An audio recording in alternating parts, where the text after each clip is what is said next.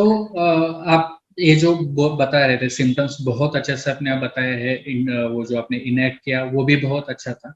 लेकिन एक जो क्वेश्चन बहुत बार लोगों के मन में आता है कि बहुत बार ऐसे होता है कि उन लोगों को लगता है कि इनका आईक्यू भी कम होगा। ऑटिज्म का बच्चा है तो उनका आईक्यू कम होता है, उनकी समझ कम होती है और उसके हिसाब से ये बीमारी होती है या उसकी अ, वजह से ये बीमारी होती है। तो मैं ये आपको पूछना चाहूंगा कि हर एक बच्चे का जिसको ऑटिज्म है उसका हर एक का आईक्यू कम होता है या फिर वो बच्चे होशियार भी हो सकते एब्सोल्युटली। आईक्यू को अगर मैं हिंदी में बोलने जाऊं तो बुद्धिमत्ता। तो बुद्धिमत्ता और ऑटिज्म, इनका कोई मेल नहीं है। बुद्धिमत्ता कम होना यानी मतिमंद बच्चा, जिसको हम एमआर कहते हैं या इंटेलेक्चुअल डिसेबल्ड कहते हैं। तो ऑटिज्म में जरूरी नहीं है कि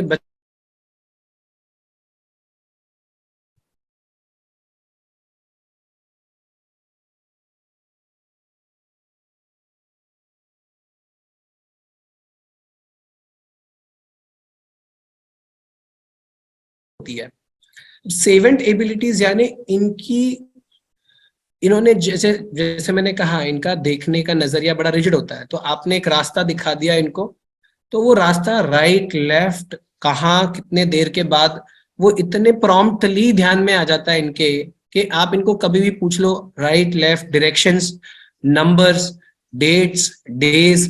तो ये एबिलिटी, जैसे कि कुछ बच्चों को अगर आपने देखा होगा Guinness world book of records में, आप डेट बताओ वो डे बताएंगे, कौन सा दिन था, कोई भी साल का हो। तो ये बच्चों ज्यादातर हो सकता है हाई फंक्शनिंग ऑटिस्टिक बच्चे हैं जिनमें आईक्यू अबव एवरेज है, but they have deficits in social reciprocities and they have this restricted repetitive behaviours और इंटरेस्ट। तो इसके कारण वो ऑटिस्टिक हो सकते हैं, पर आईक्यू उनके नॉर्मल लोगों से भी ज्यादा हो सकती है। हाँ जी, that depends from case to case.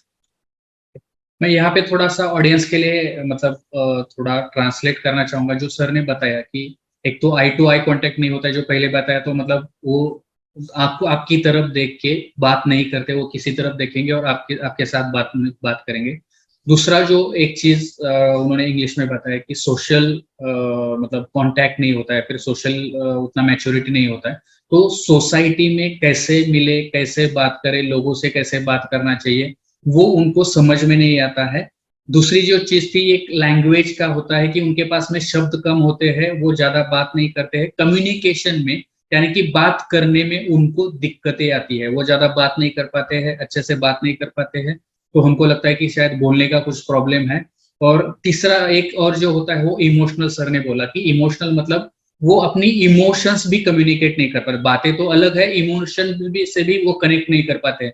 बहुत बार घर पे कोई मेहमान आएंगे तो ऐसे होता है कि बच्चा जाके हक करेगा या फिर खुश होगा, मेरे लिए क्या लेके आए, मम्मी को जाके दौड़ते बताएगा, तो ये बच्चा अपने ही धुन में रहेगा, कुछ तो करते रहेगा।